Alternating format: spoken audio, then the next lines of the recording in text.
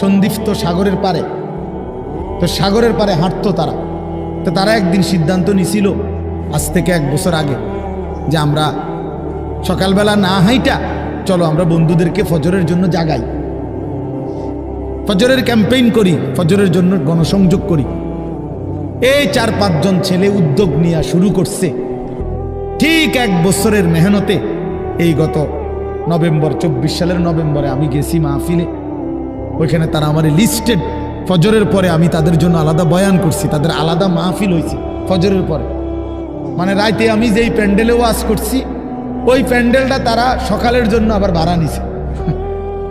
বুঝেন না এই কথা? আমি ওখানে ছিলাম, আর ওখানে রাত্রে আসা যায় না, ওইটা সন্দ্বীপে স্পিড বোট দিয়ে আইতে যাইতে হয়, তো তার রাইতে আওয়ানোর সিস্টেম নেই, থাকতে হয়। এই জন্য ফজরের পরে আবার বয়ান করছি 1.5 ঘন্টা। তো ওরা, আমি বললাম এত ভোরে ছেলেরা আইবুনি, কয় হুজুর আসবেন ইনশাআল্লাহ, আপনি দেখেন। তারা আমারে দেখাইছে কাগজে কলমে লিস্টেড করা প্রায় 4,500 ছেলে এখন ফজরের নামাজ জামাতে পড়ে। যুবক চাইলে কি না পারে, যুবক চাইলে ভাঙতে পারে, যুবক চাইলে গড়তে পারে, যুবক চাইলে বুলডোজার দিয়ে সমান করে লাইতে পারে, সমান করে ফেলতে পারে। আবার সেই ভাঙার উপরে যুবক চাইলে গড়তেও পারে। আল্লাহ তাআলা নওজোয়ানের শরীরে অসম্ভব হিম্মত দান করছে, অসম্ভব হিম্মত। এই জন্য বাপ আমি যুবক যারা তাদেরকে উৎসাহিত করলাম।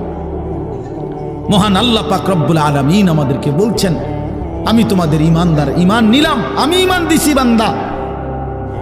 আমি গত বছর যখন তাবলীগের সফরে ছিলাম দিনাজপুর জেলায়, গত বছর আগস্ট মাসে 72 বছর বয়স্ক একজন হিন্দু লোককে কালেমার দাওয়াত দিছিলাম। ওনার 2 ছেলে মুসলমান, ওনারে আমি 2.5 ঘন্টা কালেমার দাওয়াত দিছি।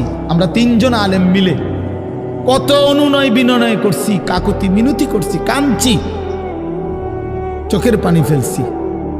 একটা বার চাচা কালেমা পড়েন, আপনার ছেলে মুসলমান, ছেলের বউ মুসলমান, আপনার নাতি নাতনি সব মুসলমান, আপনি এখনো বসে আছেন কেন? আহা, এই 72 বছর হয়ে গেছে। বুড়া মিয়া কয় আমি ওটা বলবো না, বলে নাই। আমি আমার সাথীদের কাছে, আমার 26 জন সাথী নিয়ে চিল্লাই গেছি, 16 জন আলেম, এক চিল্লা সফরে 950 মানুষ আল্লাহর রাস্তায়